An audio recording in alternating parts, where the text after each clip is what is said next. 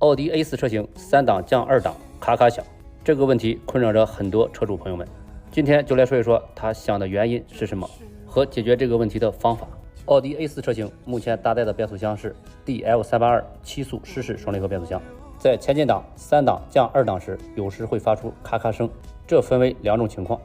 第一种，在快速换挡的工况下，负荷变化很大且很迅速，拨插动作很快，此时齿轮会出现轻微打齿，产生异响。第二种，在缓慢降档的工况下，3档降2档时，发动机会重新喷油，扭矩上升很快，这个过程中产生震动，产生异响，这是产生异响的根本原因。目前解决方案是升级软件，